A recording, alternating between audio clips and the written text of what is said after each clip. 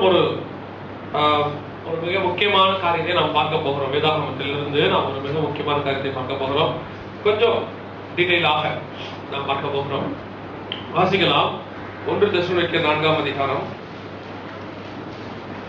16வது வசனம் 17வது. ஏனெனில் கர்த்தர் தாமே ஆரவாரத்தோடும் பிரதான தூதருடைய சத்தத்தோடும் தேவ எக்காலத்தோடும் வானத்திலிருந்து இறங்கி வருவார். அப்பொழுது கிறிஸ்துவுக்குள் மரித்தவர்கள் முதலாவது எழுந்திருப்பார்கள். பின்பு உயிரோடு இருக்கும் நாமும் கர்த்தருக்கு எதிர்கொண்டு போக மேகங்கள் மேல் அவர்களோட கூட ஆகாயத்தில் எடுத்துக் கொள்ளப்பட்டு இவ்விதமாய் எப்பொழுதும் கர்த்தருடனே கூட இருப்போம். இந்த வசனத்துல நாம் இந்த ரெண்டு வசனத்துல தான் நாம் இன்று காலை வேளையிலே ஒரு சில காரியங்களை நாம் தியானிக்க போகிறோம். அந்த 16வது வசனத்துல இந்த வசனம் எதை குறித்து என்று உங்களுக்கு தெரியும் நினைக்கிறேன். எதை பத்தி சொல்லப்பட்டிருக்கிறது? ஆண்டவருடைய இல்ல, 2ஆம் வருகை வேறு. சபை எடுத்துக்கொள்ளப்படுதலை குறித்து அங்கே சொல்லப்பட்டிருக்கிறது. நாம் இத இயேசுடைய 2ஆம் வருகைன்னு சொல்றோம். ஆனால் இது வருகை அல்ல, இது சபை எடுத்துக்கொள்ளப்படுதல். வருகை என்பது இயேசு பகிரங்கமாக பூமிக்கு வருவதுதான் வருகை என்று சொல்வார்கள். அதான் 2ஆம் வருகை, இயேசு பகிரங்கமாக வருதல். இது சபை எடுத்துக்கொள்ளப்படுதல். இதனுடைய இதுக்கு பேரு ரகசிய வருகைன்னு சொல்லுவாங்க. ஆங்கிலத்தில் ராப்சர் அப்படின்னு சொல்றோம். ஆனால் சரியான பதம், அதை யூஸ் பண்ண வேண்டிய கரெக்டான வார்த்தை வந்து சபை எடுத்துக்கொள்ளப்படுதல். இந்த சபை எடுத்துக்கொள்ளப்படுதலை பற்றி தான் இங்கே சொல்லப்பட்டிருக்கிறது. இந்த சபை எடுத்துக்கொள்ளப்படுதலை குறித்து இருவேறு கருத்துகள் இருக்கு. உலகத்துல 2 வேற மிக முக்கியமான கருத்துக்கள். ஒன்று சபை எடுத்துக்கொள்ளப்படுதல் உண்டு, இன்னொன்று சபை எடுத்துக்கொள்ளப்படுதல் இல்லை அப்படின்னு சொல்றவங்க இருக்கிறாங்க. இதில் நீங்கள் எந்த பிரிவை சார்ந்தவர் என்று எனக்கு தெரியாது. நீங்க சபை எடுத்துக்கொள்ளப்படுதல் விசுவாசிக்கிறீங்களா? விசுவாசிக்கலையா? விசுவாசிக்கிறீங்களா? சபை எடுத்துக்கொள்ளப்படுதலை குறித்து விசுவாசித்தல் அப்படிங்கிற ஒரு பிரிவினர் இருக்கிறாங்க. சபை எடுத்துக்கொள்ளப்படுதல் இல்லை அப்படிங்கிறவங்க தான் நிறைய பேர் இருக்கிறாங்க. உதாரணமா பாரம்பரிய திருச்சபையார், சிலை வழிபாடு உள்ள கிறிஸ்தவ திருச்சபையார், கள்ள உபதேசக்காரர்கள், இவங்க எல்லாமே ரகசிய வருகை இல்லைன்னு சொல்லுவாங்க. அதாவது சபை எடுத்துக்கொள்ளப்படுதல் இல்லைன்னு சொல்லுவாங்க. ஏன் இந்த சபை எடுத்துக்கொள்ளப்படுதல் இல்லை அப்படின்னு சொல்றதை பத்தி அவங்க அதுக்கு நிறைய காரணங்கள் சொல்றாங்க. அவங்க சொல்லும்போது நிறைய காரணங்கள் சொல்லுவாங்க. ஏன் சொன்னாங்க அப்படின்னு கேட்டா, இந்த சபை எடுத்துக்கொள்ளப்படுதல் தான் நமக்கு டெஸ்டினேஷன், நம்முடைய முடிவு அங்கதான் இருக்கு. நமக்கு முடிவே இல்லைன்னு சொல்லிட்டா நாம என்ன செய்வோம்? ஒரு நிர்மிசாரத்துக்குள்ள போயிடுவோம். நான் சொல்றது உங்களுக்கு புரியும் நினைக்கிறேன். இப்போ ஒரு பஸ்ல ஏறணும், நம்ம ஒரு ஸ்டாப்பிங்ல இறங்குவோம் அப்படின்னு சொன்னாதான் நாம என்ன செய்வோம்? கான்சியஸா அந்த ஸ்டாப்பிங் வர வரைக்கும் பார்த்துக்கிட்டே இருப்போம். யோசிச்சு பாருங்க, கடைசி ஸ்டாப்பிங்ல இறங்க போறோம், அதான் கடைசி. நீங்க கவலையா படாதீங்கன்னா நம்ம தூங்கிட்டே இருப்போம். நம்ம என்ன சொல்லுவோம்? எப்படி இருந்தாலும் என்ன செய்வாங்க? கடைசியா அந்த ஸ்டாப்பிங் வரும்போது கண்டக்டர் சவுண்ட் கொடுப்பாரு, இறங்கிக்கலாம். நீங்க ட்ரெயின்ல போகும்போது நல்லா கவனிக்கலாம். அதான் கடைசி ஸ்டேஷன் அப்படின்னா நல்லா தூங்கிட்டு இருப்பாங்க. அதுவே நடுவுல ஒரு ஸ்டேஷன்ல இறங்கணும்னு வச்சுக்கோங்க, அது எப்போ போவோம் ஏது போவோம்னு சொல்லிட்டு ஒரு மொபைல் அலாரம் செட் பண்ணிக்கிட்டு எல்லா கான்சியஸ்குள்ள வந்து கரெக்டா பார்த்துட்டே வருவாங்க, வந்துருச்சா. அந்த மாதிரி இல்லை, இந்த மாதிரி சபை எடுத்துக்கொள்ளப்படுதல் இல்லை, பகிரங்க வருகதான் அப்படின்னு சொல்லி கடைசி அதான் சொல்லிட்டா நமக்குள்ள என்ன கிடையாது? ஒரு ஜாக்கிரதை இருக்காது. அதனால அப்படி உபதேசிக்கிறாங்க. ஆனா உண்மையிலேயே சபை எடுத்துக்கொள்ளப்படுதல் உண்டு. சபை எடுத்துக்கொள்ளப்படுதல் தான் மிக சரியான டெஸ்டினேஷன் நமக்கு. வேதாகமத்துல இதுக்கு நிறைய ஆதாரங்கள் இருக்கு. இதை இயேசு கிறிஸ்து மறைமுகமாக அநேக இடங்களிலே சொல்லியிருக்கிறார். அப்போஸ்தலர்கள் அதை வெளியரங்கமாக நிறைய இடத்துல சொல்லியிருக்கிறாங்க. ஆனா இன்னைக்கு நிறைய பேர் அது இல்ல அப்படின்னு பிரசங்கம் பண்றாங்க. தயவு செய்து நீங்கள் அதை நம்ப வேண்டாம். வசனத்திலும் நாம் ஆதாரத்தை பார்க்கலாம், அதற்கு நிறைய ஆதாரங்கள் இருக்கிறது. ஆனால் இன்னைக்கு உலகத்தார் வந்து சபை எடுத்துக்கொள்ளப்படுதல் இல்லைன்னு சொல்லி நம்மள என்ன செய்யறாங்க? இங்கே நிக்க வைக்கிறதுக்கு, அதாவது வருகைக்கு பின்னாடி அந்த கிறிஸ்து ஆட்சியில நிக்க வைப்பதற்கு அவர்கள் முயற்சி செய்கிறார்கள். இந்த சபை எடுத்துக்கொள்ளப்படுதலுக்கு ஆதாரமான வசனம் தான் நீங்க வாசிச்சது. 1 தெசலோனிக்கேயர் 4:16-17. நம்ம அதுல உள்ள ஒரு சம்பவத்தை தான் நாம் இன்று பார்க்க போகிறோம். அதை முடிச்சுட்டு நாம் பார்க்க போறதில்ல. அதுல சொல்லப்பட்டிருக்கிற ஒரு சம்பவத்தை தான் நாம் இன்று பார்க்க போகிறோம். அந்த 16வது வசனத்துல, ஏனெனில் கர்த்தர் தாமே ஆரவாரத்தோடும் பிரதான தூதருடைய சத்தத்தோடும் தேவ எக்காலத்தோடும் வானத்திலிருந்து இறங்கி வருவார்னு இருக்கு. அந்த இறங்கி வரக்கூடிய அந்த நேரத்துல பாருங்க, 3 விதமான சவுண்ட் அங்க இருக்கு பாருங்க. ஒன்று கர்த்தர் தாமே ஆரவாரத்தோடு, அவருடைய சவுண்ட் ஒன்று. இரண்டாவது பிரதான தூதருடைய சத்தத்தோடு. மூணாவது தேவ, மூணுமே சவுண்ட் தான். ஒன்னு தேவனுடைய சவுண்டு, இன்னொன்னு தூதனுடைய சவுண்டு, மூணாவது எக்கால சவுண்ட். இந்த 3 சவுண்டும் யோசிச்சு பாருங்க. ஆண்டவர் எதையுமே நமக்கு என்ன செய்ய மாட்டாரு? விருதாவா செய்ய மாட்டாரு. சும்மா இருந்துட்டு போட்டோம். உங்க வீடுகளெல்லாம் பாத்தீங்கன்னா பரணையில பாத்தீங்கன்னா ஒரு பெரிய பெட்டி கிடக்கும். பாத்துருக்கீங்களா? எல்லா வீட்லயும் பரணையில ஒரு பெட்டி இருக்கும். இந்த பெட்டி என்னன்னு கேட்டு பாருங்க. அது வந்து எங்க அம்மாவுக்கு அவங்க அம்மா கல்யாணத்துக்கு அப்போ கொடுத்த சீதனம். அது உள்ள என்ன இருக்கு? எங்க அம்மாவுக்கு அவங்க அம்மா கொடுத்ததான ஒரு புடவை இருக்கும் அப்படின்னு சொல்லுவாங்க. பாத்தீங்கன்னா அதனால எந்த யூஸும் கிடையாது, சும்மாவே கிடக்கும் வீட்டுக்குள்ள. ஆனால் வேத வசனம் எதுவுமே ஒரு அணு கூட சும்மா கிடையாது. பைபிள்ல ஒரு எழுத்து கூட சும்மா கிடையாது. எல்லாத்துக்கும் ஒரு காரணம் இருக்கு. ஒரு கமாக்கு கூட காரணம் இருக்கு, ஒரு புள்ளிக்கு காரணம் இருக்கு. ஒருவேளை நமக்கு தமிழ்ல எதுக்கு ஏன் சும்மா கமாதான் இருக்கு நீங்க நினைச்சிருப்பீங்கன்னா, அதனுடைய மூல பாஷையில எல்லாமே காரணத்தோடு தான் கொடுக்கப்பட்டிருக்கிறது. ஏன்னா எபிரேய பாஷை வந்து ஃபுல்லா வந்து மேத்தமெட்டிக்கலா இருக்கும். அது வந்து ஃபுல்லாவே வந்து மேத்தமெட்டிக்கல் கணக்கு பிரகாரம் தான் இருக்கும், கணக்கோடு சேர்ந்து வரும். கணக்கு அந்த கமாவை சேர்த்து நீங்க கணக்கு பண்ணீங்கன்னா சரியான அர்த்தத்தை கொடுக்கும், இல்லைன்னா சரியா கொடுக்காது. அதனாலதான் இயேசு சொல்வாரு, எழுத்தாகிலும் எழுத்து உறுப்பாகிலும். அதுல உள்ள ஒரு உறுப்பு கூட குறைச்சா என்ன ஆகும்னா அர்த்தமே மாறி போயிடும். மூல பாஷையில டிரான்ஸ்லேஷன்ஸ்ல கொஞ்சம் மாறுபாடுகள் இருக்கிறது, நான் அதை இல்லை என்று சொல்லவில்லை. ஆனால் டிரான்ஸ்லேஷன்ல மாறுபாடு இருக்கிறதுனால அர்த்தம் மாறிடாது. அதாவது பைபிளுடைய மொத்த கான்செப்ட் என்ன செய்யாது, மாறாது. சில டிரான்ஸ்லேஷன்ஸ் எல்லாம் பிரச்சனை இருக்கு, இங்கிலீஷ்லயும் இருக்கு, எல்லா லாங்குவேஜ்லயும் இருக்கு. மூல பாஷையில கர்த்தர் பேசுறது அப்படியே இருக்கிறது. அப்போ இந்த இடத்துல இயேசு 3 காரியங்களை சொல்லுகிறார். ஒன்று, கர்த்தர் தாமே ஆரவாரத்தோடு. இரண்டாவது, பிரதான தூதருடைய சத்தத்தோடு. மூன்றாவது, தேவ எக்காலத்தோடு. இந்த 3 காரியங்களையுமே அங்கே சொல்லப்படுகிறது. சரி, ஏன் 3 சவுண்ட் கொடுக்கணும்? 3 விதமான சவுண்ட் எதற்காக? சரி, இந்த 3 சவுண்ட் வருது, வருகை எவ்வளவு நேரம் நடக்க போகுது? 3 பேர் சவுண்ட் போடுறாங்கன்னா அந்த வருகை எவ்வளவு நேரம் நடக்கும்? வாசிங்க. 1 கொரிந்தியர் 15:51 வாசிங்க. 1 கொரிந்தியர் 15:51. ஒரு ரகசியத்தை உங்களுக்கு அறிவிக்கிறேன். நாம் எல்லாரும் நித்திரை அடைவதில்லை. ஆகிலும் கடைசி எக்காலம் தொனிக்கும் போது ஒரு நிமிஷத்திலே, ஒரு இமை பொழுதிலே நாம் எல்லாரும் மறுரூபமாக்கப்படுவோம். அப்ப என்ன இருக்குது? எவ்வளவு நேரம்? ஒரு நிமிஷத்துல ஒரு 1 minute and 1 second. சொல்றது அப்படிதான் இருக்கு. 1 minute and 1 second. அப்படின்னா within 60 seconds, ஒரு 60 செகண்டுக்குள்ள ஸ்டார்டிங் எண்ட் பாயிண்ட் ரெண்டுத்தையும் சொல்றாரு. 60 செகண்டுக்குள்ள 1 தெசலோனிக்கே 4:16 வாசிச்சோம், 3 சவுண்ட் போடுறாரு. இந்த இடத்துல பாருங்க, இந்த ரகசிய வருகை இல்லைன்னு சொல்றாங்கன்னு சொன்னமே, இயேசு சொல்லல, அந்த வார்த்தையை சொல்லலன்னு பவுல் சொல்ற வார்த்தை கவனிங்க. 15 வசனத்துல பண்ணிக்கிறோம். 15:51 இதோ ஒரு ரகசியத்தை பவுல் சொல்றாருன்னா என்ன அர்த்தம் தெரியுமா? ரகசியம் என்றால் இதுவரைக்கும் வெளியரங்கம் ஆகாத ஒரு விஷயத்துக்கு பேர் தான் ரகசியம். இதுவரைக்கும் சொல்லப்படாத ஒரு விஷயம் ஃபர்ஸ்ட் பவுல் சொல்ல போறாரு. இப்பதான் இதுவரைக்கும் பவுல் என்ன செய்யல, அதாவது இதுவரைக்கும் யாருமே என்ன செய்யல, யாருக்குமே வெளியே சொல்லல, யாருக்குமே தெரியாத ஒரு விஷயத்தை சொல்வதற்கு பேர் தான் ரகசியம். பவுல் சொல்றாரு, இதோ நான் உங்களுக்கு ஒரு ரகசியத்தை சொல்லுகிறேன். அப்ப என்ன அர்த்தம்? அப்போஸ்தலர்களுக்கு வெளிப்படுத்தப்படாமல் மறைக்கப்பட்டு இயேசு கிறிஸ்துவுக்கு பிறகு வெளிப்படுத்தப்படுகிற ஒரு விஷயத்துக்கு பேர் தான் என்னது? ரகசியம்.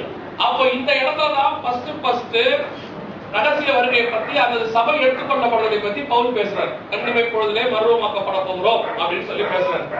அப்போ இந்த சபை எடுத்துக்கொள்ளப்படுதல் அல்லது ரகசிய வருகை என்பது இந்த வசனம் வருகிற வரைக்கும் என்னவா இருந்தது?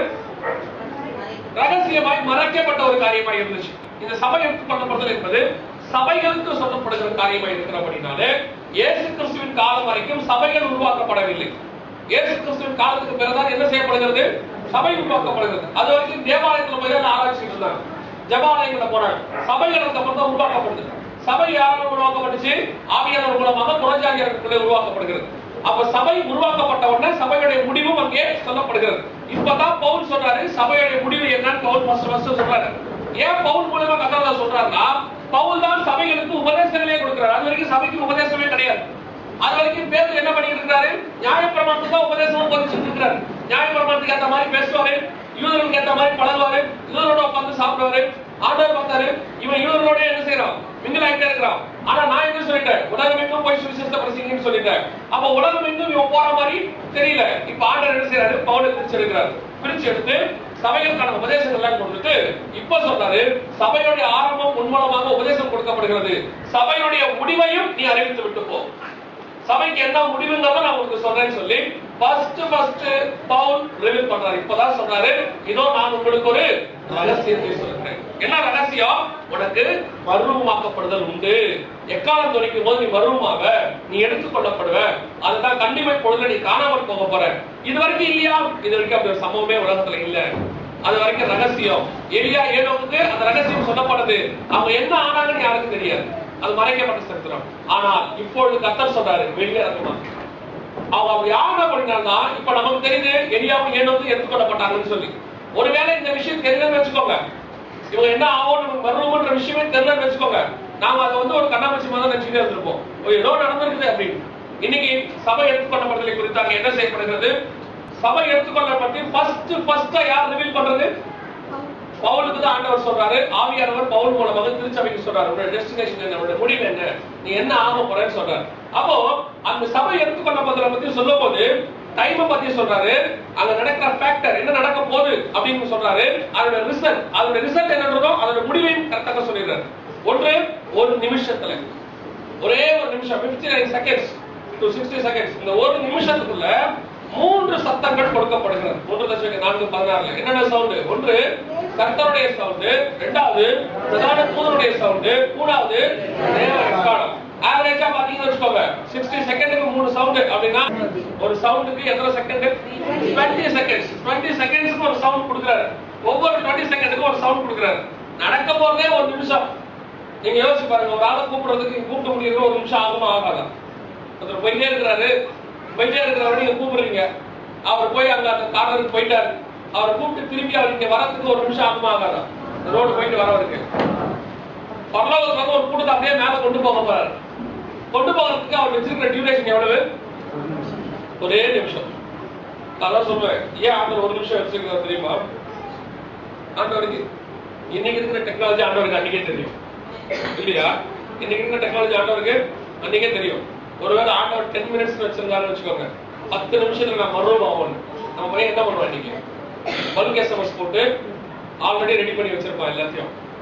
Jesus arrive, rapture occurs, be ready அப்படின்னு கரெக்டா தெரிஞ்ச அடுத்த ஒரு நிமிஷத்துல SMS அனுப்புவான். அனுப்ப ஆரம்பிச்சான்னு வச்சுக்கோங்க, அடுத்த 5 நிமிஷத்துக்குள்ள குறைஞ்சது 100 பேர் அனுப்பிச்சிருவான். அடுத்த 5வது நிமிஷத்துக்குள்ள என்ன பண்ணுவான்? தூக்கத்துல முடிக்கிறவன், இந்த எதிர்பார்த்துட்டு இருக்கிறவன் திடீர்னு அப்படியே படுக்கையில கூப்பிடடிச்சு பாவியாக இருக்க திருப்பி எழுப்பிக்கிடுவான். 100 பேர் அச்சீவ் பண்ணுவான். வேற வழியே இல்லை, கேட்டாலும் போட்டுதான் ஆகணும். இவன் இப்படி செய்வானது அப்படியே ஆண்டவருக்கு தெரியும். இவனுக்கு SMS அனுப்பி எப்படி அலாட் ஆயிடுவாங்க ஆண்டவருக்கு நல்லா தெரியும். ஆண்டவர்லாம் 1 மணி நேரம் வச்சிருந்தாலும் வச்சுக்கோங்க, ஒரு மணி நேரத்துல மறுபடியும் ஆகும் போயிட்டே போயிடும். ஒன்னோட மிஸ் ஆகாது. எல்லா சேட்டலைட்டை ரெடி பண்ணி அதுக்குன்னு ஒரு 10 சேட்டலைட் வச்சிருப்பாங்க. சரியா? ராப்சர் சேனல் ஆரம்பிச்சிருப்பாங்க. டெய்லி ஃபிளாஷ் நியூஸ் பார்த்துட்டே இருக்க, எந்த நேரத்துலயும் ராப்சர் வரும், நாங்க சொல்லும் போது உடனே போட்டுருக்கோம். ஏன்னா நம்மால் கேட்டுள்ளதும் திருப்புள்ளதும் இருந்து ஏன் நம்ம இருந்தோம். ஆண்டவர் பார்த்தாரு, உனக்கு டியூரேஷன் எவ்வளவு? ஒரே நிமிஷம். ஒரு நிமிஷத்துல எப்படி ரெடியா வந்து நீ ரெடியாக முடியாதுன்னு தெரியும். நீ எப்போ ரெடியா இருக்கிறதுக்கு தான் ஆண்டவர் 1 நிமிஷத்தை கொடுக்கணும். 3 சவுண்ட் அங்கே கொடுக்கப்படுகிறது. சோ ஆண்டவர் விளையாட்டாக எதையும் செய்ய மாட்டார். ஆண்டவர் செய்வதற்கு காரணம் இருக்கிறது. ஒவ்வொன்றுக்கும் பின்னாடி என்ன இருக்குது? மிகப்பெரிய காரணம் இருக்கு. அப்ப இந்த 3 சவுண்டுக்கு பின்னாடி காரணம் என்ன? 3 காரியங்களுக்கு பின்னாடி உள்ளதால காரணங்கள் என்ன பார்க்க போறோம். 1:4:16 மீண்டும் அந்த 16வது வசனம் வாசிக்கிறேன். முதலாவது, ஏனெனில் கர்த்தர் தாமே ஆரவாரத்தோடு அப்படின்னு. கர்த்தர் ஏன் ஆரவார சவுண்ட்? கர்த்தர் ஆரவார சவுண்டுக்கு காரணம் என்ன? அதுக்கு 2 காரணம் இருக்கிறது. கர்த்தர் ஏன் அப்போ கர்த்தர் தாமே ஆரவாரத்தோடு அப்படின்னு. இந்த கர்த்தர் ஆரவார சவுண்ட் போடுறாரு அப்படின்னு சொல்லப்பட்டிருக்கு பாத்தீங்களா? அதுல கர்த்தர் ஏன் சவுண்ட் ஆரவார சவுண்ட்? ஃபர்ஸ்ட் கர்த்தருடைய சவுண்ட் தான் ஃபர்ஸ்ட் வருது. வருகை நடக்கும் போது முதல் 20 செகண்ட் என்ன சவுண்ட்? நான் ஆவரேஜா சொல்றேன் உதாரணத்துக்கு. ஃபர்ஸ்ட் 20 செகண்ட் என்னது? கர்த்தருடைய ஆரவாரம். கர்த்தருடைய ஆரவாரம் ஏன் கர்த்தர் சவுண்ட் போடுறாரு? கர்த்தர் சவுண்ட் போடுறதுக்கு காரணம் என்ன? கர்த்தர் எப்பெல்லாம் ஆரவார சவுண்ட் எப்படி இருக்கும்? ஆர்டினரி சவுண்டுக்கும் ஆரவார சவுண்டுக்கு என்ன டிஃபரன்ஸ்? ஆரவார சவுண்ட்னா நார்மலா இருக்கிற சவுண்டை விட இந்த சவுண்டோட டெசிபல் இன்க்ரீஸ் ஆயிருக்கும். ஒரு உச்ச ஸ்தாதின்னு சொல்றோம் பாருங்க, அதுக்கு பேர் தான் ஆரவார சவுண்ட். உச்சத்துல கத்துறது. நீங்க ஐபிஎல் மேட்ச் எல்லாம் பாத்துருக்கீங்களா? கடைசி பால்ல 4 ரன் அடிக்க வேண்டி இருக்கும்.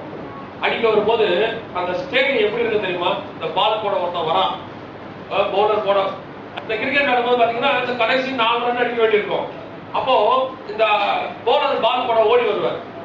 ஓடி வரும்போது அந்த கிரவுண்ட் எப்படி இருக்கும்னு நினைக்கிறீங்க? பின் டிராப் செகண்ட்ல இருக்கும் அப்படியே. ஏன்னா நான் மட்டும் அடிச்சு ஆகணும், அடிச்சாதான் யார் ஜெயிக்கிறது தெரியும், யார் போகிறது தெரியும். அத்தனை பேரும் எப்படி உட்காந்துருப்பாங்கன்னா பின் டிராப் செகண்ட்ல உட்காந்து அத்தனை பேருடைய கான்சென்ட்ரேஷனும் அந்த பிக்சர் நோக்கி தான் இருக்கும். எல்லாரும் அங்கதான் பார்த்துட்டு இருப்பாங்க. அவர் போட்டு பால் போட்ட உடனே ஒரு பேட்ஸ்மேன் அவர் தூக்கி அடிச்சாரு. அது அப்படியே சிக்ஸுக்கு போயிட்டு இருக்கும் பால். கிரவுண்டோட நிலைமை எப்படி இருக்கும்? அந்த மேட்சுக்கு ஆரம்பத்துல இருந்து அவங்க போட்ட சவுண்டோடைய மொத்த வேகத்தையும் உச்ச ஸ்தானில டோட்டல் கிரவுண்ட் எப்படி கத்தோம்? ஆரவார சவுண்ட். அதுக்கு பேர் தான் ஆரவாரம். உச்ச ஸ்தானில இது வரைக்கும் இல்லாத ஒரு சவுண்ட், உரத்த சத்தம் அப்படின்னு பேர். அதுக்கு பேர் உச்ச ஸ்தானி. ஏன் கர்த்தர் இப்படி ஒரு சவுண்ட் போடுறாரு? கர்த்தர் இப்படி ஒரு சவுண்ட் போடுறதுக்கு காரணம் என்ன அப்படின்னா, அதுக்கு ரெண்டு காரணம் இருக்கிறது. ஒன்று, நான் ஏற்கனவே அதை பத்தி ஒரு செய்தியில சொல்லியிருக்கிறோம். அந்த காரணம் சும்மா சாதாரணமா சொல்லிட்டு போறேன். ஆனால் மிக முக்கியமான இன்னொரு காரணம் இருக்கு. ஏன் அந்த சவுண்ட் போடுறாரு அப்படின்னா, இதுவரைக்கும் கர்த்தர் ஆதாமை படைத்த காலத்திலிருந்து தனக்கென்று ஒரு கூட்டத்தை எதிர்பார்த்தார். ஆதாமிலிருந்து ஒரு கூட்டத்தை எதிர்பார்த்தார். ஆதாம் எதுக்கு படைச்சாரோ ஆதாம் பார்த்து சொல்றாரு, ஒரு பரிசுத்த சந்ததியை பெற்றெடுக்க வேண்டும். இந்த பூமி ஃபுல்லா பரிசுத்த சந்ததியா இருக்கணும். பூமி ஃபுல்லா இயேசு கிறிஸ்துவா இருந்தா எப்படி இருக்கும்? எங்க திரும்பினாலும் இயேசு கிறிஸ்து தான். எப்படி இருக்கும்? அப்படி யோசிச்சு பாருங்க. ஒரு இது எந்த இடத்துக்கு திரும்பினாலும் நீங்க பிளைட் ஏறினா இயேசு கிறிஸ்து பிளைட் ஏற்றி விடுவாரு. இறக்குற இடத்துல இயேசு கிறிஸ்து பிக்கப் பண்ணிப்பாரு. நீங்க பிளைட்ல திரும்பி பாத்தீங்கன்னா ஏர் ஹோஸ்டஸ்ல இருந்து பிளைட் ஓட்டுறதுல இருந்து பக்கத்துல எல்லாமே இயேசு கிறிஸ்து. எப்படி இருக்கும் அந்த பூமி? அப்படி ஒரு பூமியை தான் பிதா எதிர்பார்த்தார். நீங்கள் பலுகி பெருகி பூமியை நிரப்புங்கன்னு ஆதாம்கிட்ட சொன்னாரு. அது காரணம் என்னன்னா, இவனை தேவசாயிலாம் படைச்சாரு. இவனும் ஏவாளும் இணையும் போது இப்ப என்ன கிடைக்கணும்? தேவசாயிலான ஒரு சந்ததி கிடைக்கணும். பூமியே என்ன சாயலா இருக்கும்? இப்ப எந்த திரும்ப தேவசாயல். பரலோகம் கூட அப்படி இருக்காது தெரியுமா உங்களுக்கு? ஏன் தெரியுமா? பரலோகத்துல தேவன் மட்டுமே தேவசாயல், தூதர்கள் தேவசாயல் கிடையாது. ஆனா பூமி எப்படி இருக்கும்? ஃபுல்லா தேவசாயல். அப்படி ஒரு அழகான பூமியை பார்க்கறதுக்கு ஆண்டவர் ஆசைப்பட்டார். ஆனா என்ன செய்யல? நடக்கல. ஆண்டவர் பூமி நாசமா போயிடுச்சு, அது நடக்கல. அன்னையிலிருந்து தேவன் இன்னைய வரைக்கும் அப்படி ஒரு கூட்டத்துக்காக தான் எதிர்பார்த்து காத்துட்டு இருக்காங்க. அப்படி ஒரு கூட்டம் எனக்கு வேணும், நான் எதிர்பார்த்த ஒரு கூட்டம். அப்ப இந்த வருகையில ஒரு கூட்டம் ஜெயம் பெற்று அப்படி மேல புறப்படுது பாருங்க. ஜெயம் பெற்றவர்கள் வராங்க பாருங்க. 7000 வருஷமாக கர்த்தர் எந்த கூட்டத்துக்கு வேண்டும் என்று அமைதியாய் காத்துக் கொண்டிருந்தாரோ அந்த கூட்டம் அப்படி மேல டேக் ஆஃப் ஆகி வருது. அப்படி டேக் ஆஃப் ஆன உடனே கர்த்தர் ஆரவாரம். இதற்காகத்தான் இத்தனை ஆண்டு காலம் நான் காத்துக் கொண்டிருக்கேன். நான் எதிர்பார்த்த கூட்டம், ஆதாம் ஜெயிச்சு பரலோகத்துக்கு வருவான் என்று நான் எதிர்பார்த்த கூட்டம் இப்பொழுதுதான் நினைவாகி இருக்கிறது. ஒரு கூட்டம் பறந்து வந்து கொண்டிருக்கிறது என்று பரலோகத்திலிருந்து கர்த்தர் ஆரவாரம். அல்லேலூயா. இதுதான் ஆரவார சவுண்ட். ஆரவார சவுண்டுக்கு பின்னாடி காரணம் என்ன தெரியுமா? ஆஹா, எதுக்கு இந்த பூமியை மனுஷனை படைச்சேன்? 7000 8000 இயர்ஸா எதுக்கு அவன் வெயிட் பண்ணிட்டு இருந்தேன்? அந்த கூட்டம் தேவனுடைய எதிர்பார்ப்பு நிறைவேறுகிறது. அந்த நாள் தான் என்னை பொறுத்த வரைக்கும் பரலோகத்திலேயே மிகுந்த சந்தோஷம் உண்டாகும். ஏன் தெரியுமா? பரலோகம் இதுவரைக்கும் ஒரு குறையோடு கூட இருக்கிறது. ஒரு குரூப் இல்லாம அந்த குறை நிவர்த்தியாகி பரலோகத்தை ஓபன் பண்ணி இன்னைக்கு முழுசு அலங்கரிச்சு முடிக்க போறேன்னு கர்த்தர் பரலோகத்தை நீட் பண்ற நாள் அதான். பரலோகத்தை ஃபில்ஃபில் பண்ண போற நாள் அதான். அந்த கூட்டத்துக்கு தான் அப்படி பூமியை பார்த்துக்கிட்டே இருந்தாரு. இன்னைக்கு தேவன் பூமியை கண்ணோக்கமாக இருந்தாரு. அந்த வருகை அன்னைக்கு இது ஒரு நார்மல் ரீசன். நான் சொல்றது இதான் நார்மல் ரீசன் தெரியுங்களா? இதுவே எவ்வளவு பெரிய ரீசன். ஆனா கர்த்தர் ஆரவார சத்தம் பண்றதுக்கு இன்னொரு காரணம். என்ன காரணம் அப்படின்னு கேட்டா, இப்போ அந்த 16வது வசனத்துல பாருங்க. தேவ எக்காலத்தோட வானத்திலிருந்து இறங்கி வருவார். அப்பொழுது ஃபர்ஸ்ட் நடக்கிற வேலை என்னது? மரித்தவர்கள் மரித்தோர் முதல்ல நடக்கிற விஷயம் என்னன்னு கேட்டீங்கன்னா, அது வரைக்கும் கிறிஸ்துவுக்குள்ள மரிச்சவங்க எல்லாம் என்ன செய்யணும்? எழுந்திருக்கணும். இது வரைக்கும் இயேசுக்குள்ள மரிச்சவங்க எல்லாம் எழுந்திருக்கணும். இதான் ஃபர்ஸ்ட் நடக்கிறது. வருகையில நடக்கிற முதல் வேலை. எக்காலம் துணிக்கும் போது ஃபர்ஸ்ட் 20 செகண்ட்ல நடக்கிற வேலை என்னன்னு கேட்டீங்கன்னா, கிறிஸ்துவுக்குள் மரித்தவர்கள் முதலாவது எழுந்திருப்பார்கள். ஃபர்ஸ்ட் நடக்கிற வேலை கிறிஸ்துவுக்குள் மரித்தவர்கள் எழுந்திருப்பாங்க. இந்த மரித்தோர் எழுந்திருப்பதற்கு என்ன தேவை? மரித்தோர் எழுந்திருக்கிறதா என்ன தேவை தெரியுமா? வாசிங்க. அது ஒரு காரணம் சொல்லப்பட்டிருக்கிறது. மரித்தோர் உயிர்ப்பிப்பதற்கு என்ன வேணும்? 11ஆம் அதிகாரம் யோவான் எழுதின சுவிசேஷம். யோவான் எழுதின சுவிசேஷம் 11ஆம் அதிகாரம் 43வது வசனம் வாசி. இவைகளை சொன்ன பின்பு லாசருவே வெளியே வா என்று உரத்த சத்தமாய் அவர் கூப்பிட்டார். ஏன் லாசருக்கு காது கேட்கதா? லாசர் காது கேட்கதா? ஏன் உரத்த சத்தமா கூப்பிட்டார்னா, லாசருடைய இந்த மரணத்துல இப்ப அவன் என்ன செய்ய போறான்? மரித்தோர் எழுந்திருக்க போறான். செத்து எத்தனை நாள் ஆச்சு? 4 நாள் ஆச்சு. மரித்தோர் என்ன செய்யணும்? இப்ப உயிரோடு கூட எழுந்திருக்கணும். மரித்தோர் உயிரோடு கூட எழுந்திருக்க வேண்டுமானால் அதுக்கு தேவை கர்த்தருடைய சத்தம். அதுக்கு தேவை என்ன சத்தம் வேணும்? கர்த்தருடைய சத்தம் தேவைப்படுகிறது. மரித்தோரை உயிர்ப்பிக்கிறது யாருடைய சத்தம்? கர்த்தருடைய சத்தம். கர்த்தருடைய சத்தம் இருந்தால்தான் மரித்தோர் உயிர்ப்பிக்கப்படும். நீங்க அப்போஸ்தலர்களில் வாசிக்கலாம். இங்க பாருங்க, கர்த்தர் தானே சத்தம் போடுறாரு. 4:16. ஏன் இயேசு சத்தம் இல்லை? கிறிஸ்துவுக்குள் மரித்தோர்கள் எழுந்திருப்பாங்க. கர்த்தர் தாமே ஆரவாரம் இருக்கு. கிறிஸ்து தாமே ஆரவாரம் என்றோ இயேசு கிறிஸ்து சத்தம்னு ஸ்பெசிஃபையா சொல்லாம கர்த்தர் அப்படின்னு காமனா சொல்லிட்டார். இந்த கர்த்தர் அப்படிங்கிறது இந்த லார்ட் காட் நாம சொல்றது, தேவனாகிய கர்த்தர் அப்படின்னு சொல்லி நாம நினைச்சுக்கிறது என்ன? பிதாவாகிய தேவனை தான் நினைக்கிறோம். அந்த இடத்துல பிதாவாகிய தேவன் தான் குறிக்குது. அவர் வார்த்தையாகிய இயேசு கிறிஸ்து மூலமா உண்டாக்குறார் ஆதியாகமத்துல எல்லாத்தையும். அப்ப அந்த கர்த்தருக்கு யார் குறிக்குது? பிதாவாகிய தேவனை குறிக்கிறது.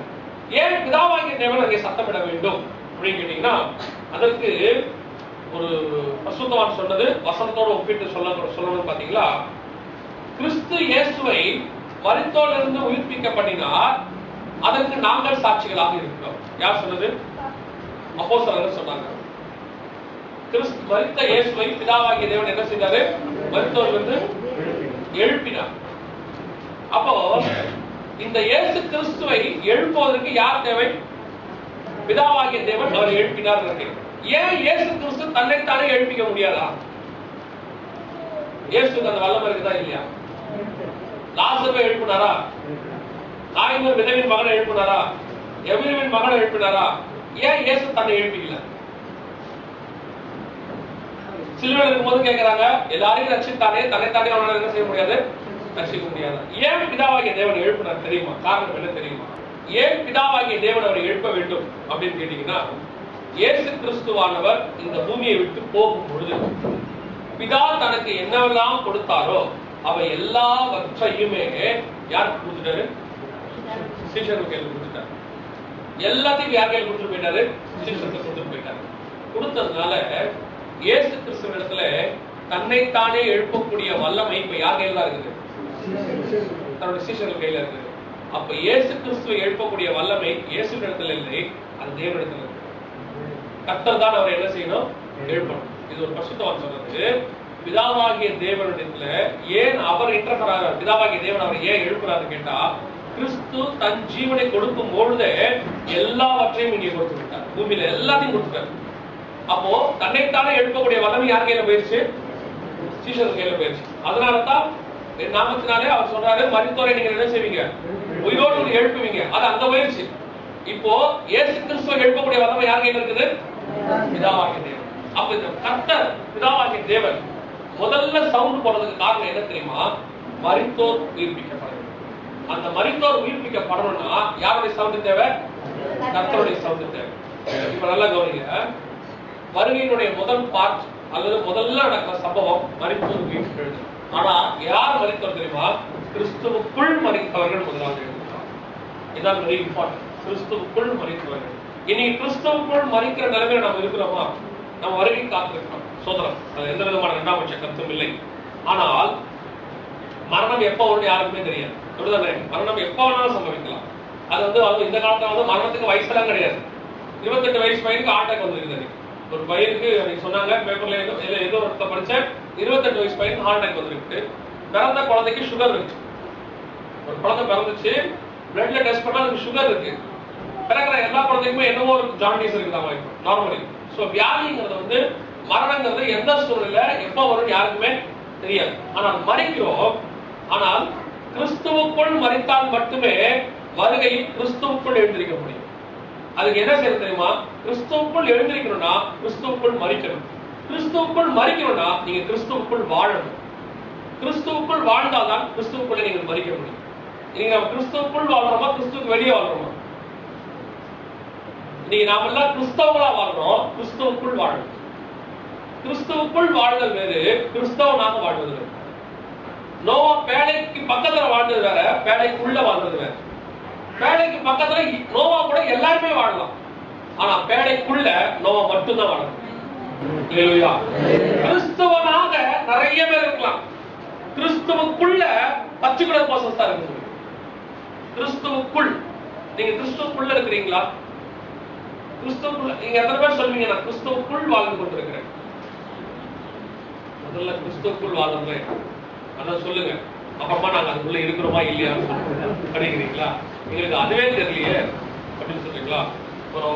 ஒரு விஷயம் சொன்னேன், கிறிஸ்துவுக்குள் வாழணும் அப்படின்னு சொன்னா, இப்போ நீங்க போய் ஒருத்தர் வீட்டுல இருக்கிறீங்க, அந்த வீட்டுல இருக்கிறீங்கன்னா உங்க இஷ்டப்படி இருப்பீங்களா இல்ல அங்க இருக்கிற சூழ்நிலைக்கு ஏற்ற மாதிரி இருப்பீங்களா?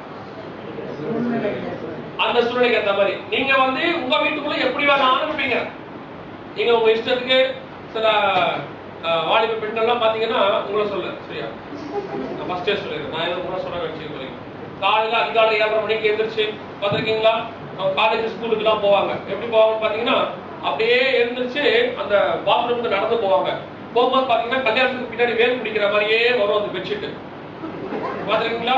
அப்படியே நடந்து பெட்ஷீட் அப்படியே உருகி விட்டுட்டு அப்படியே போவாங்க. திரும்பி வருவாங்க, குடிச்சிட்டு வருவாங்க, அதோட பையன் மாட்டிட்டு காலேஜுக்கு போயிடுவாங்க. அவங்க இஷ்டம் எப்படி வேணாலும் இருக்கலாம். ஆனா இதே அம்மா அதே பொண்ணு ஏதோ ஒரு சூழ்நிலையில அவங்க ஃப்ரெண்டு வீட்டுல போய் தங்குதுன்னு வச்சுக்கோங்க.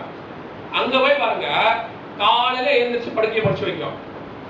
அந்த ஃப்ரெண்டோட அம்மா இருக்கிறாங்கல்ல, அவங்க வேலை பார்த்துட்டு கிச்சன்ல, ஆண்டி நான் ஏதாவது ஹெல்ப் பண்ணட்டுமா அப்படின்னு போய் கேட்கும். ஏன் இவங்க அம்மாவை கேட்டுருக்குமா? அது ஒரு நாளும் கேட்காது. கேட்குமா? அதே அவங்க அம்மா வீடு பெருக்கிட்டு தான் வச்சுக்கோங்க, அந்த ஃப்ரெண்டோட அம்மா பொண்ணை காட்டி நான் பெருக்கிறேன். ஒரு நாள் கூட இவங்க வீட்டுல தொடப்ப என்னன்னு கூட அது தெரியாது. என்ன சொல்றா, நம்ம வீட்டுல நாம கண்டபடி எப்படி வேணாலும் இருப்போம். சில இடங்களுக்கு போகும்போது நம்ம என்ன செய்வோம், அதுக்கு ஏற்றாற் போல ஒரு நாள் 2 நாளோ அந்த தங்கியிருக்கு ஏற்ற போல நம்மளோட சூழ்நிலை என்ன செய்யறோம், மாத்திரம். கிறிஸ்துவுக்குள் வெளியே இருக்கிறவன், கிறிஸ்தவனா இருக்கிறவன் எப்படி வேணாலும் இருப்பான். ஆனா கிறிஸ்துவுக்குள் இருக்கிறவன் கிறிஸ்து சொல்லுகிறபடி அந்த சூழ்நிலைக்கு ஏற்ற மாதிரி தான் இருக்கு. உங்களுக்கு ஏற்ற மாதிரி கிறிஸ்துவுக்குள்ள இருக்க முடியாது. கிறிஸ்துவுக்கு ஏற்ற மாதிரி தான் நீங்க கிறிஸ்துவுக்குள்ள இருக்கணும். கிறிஸ்துவுக்குள்ள ஒரு வரம்பு இருக்குது, கிறிஸ்துவுக்குள்ள ஒரு பரிசுத்தம் இருக்கு, கிறிஸ்துவுக்குள்ள ஒரு விசுவாசம் இருக்கு, கிறிஸ்துவுக்குள்ள சில கட்டளைகள் இருக்கு. அப்படி இருந்தாலும் கிறிஸ்துவுக்குள்ள இருக்க முடியும். நீங்க அப்படி இருக்கிறீங்களா? நீங்க ஆண்டவர் சொன்னதெல்லாம் செய்ய முடியுமா உங்களால? இப்ப வர புதுசா ஒரு புது உபதேச சபைகளை கொடுக்குறாங்க, எப்படிதான் அதெல்லாம் பிரசங்கமே பண்றாங்கன்னு தெரியல. இயேசு சொன்னபடி எல்லாம் வாழ முடியாதான், அவ்வளவு ஸ்ட்ரிக்டாலாம் இருக்க முடியாது, அவ்வளவு அதெல்லாம் ரொம்ப கஷ்டம், அப்படிலாம் இருக்க முடியாது. இயேசு கிருபை உள்ளவர். நீங்க உங்க விஷயத்துல ஒழுங்கா இருக்க போதும், கர்த்தர் அதை பார்த்துப்பார். உபதேசம் சர்ச்சில் கொடுக்குறாங்க. வாழ முடியாதுன்னு பைபிள்ல எழுதி கொடுத்தாரு, வாழ முடியாதுன்னு நம்ம கிட்ட கொடுக்குறாரு. அப்படி இயேசு சொன்னபடி 100% பர்ஃபெக்ட்டா நம்மளால வாழ முடியாது. ட்ரை பண்ணலாம், ஆனா முடியாது. நீங்க உங்க அளவுல கரெக்டா இருக்கோங்க, கர்த்தர் பார்த்துப்பார், கிருபை உள்ளவர் அப்படின்னு உபதேசம் கொடுக்குறாங்க. எப்படித்தான் அந்த உபதேசம் கொடுக்குறாங்கன்னு தெரியல. கல்ட்டு என்ன கேட்டா கள்ள உபதேசம், அதெல்லாம் ஜனங்களை மோசம் பார்க்கக்கூடிய உபதேசம். இப்படித்தான் இருக்கணும், அதுதான் கிறிஸ்து நமக்கு சொல்லிக் கொடுத்தது. எப்படி வேணாலும் இருக்கலாம், அது திருச்சபை கரெக்ட் கிடையாது.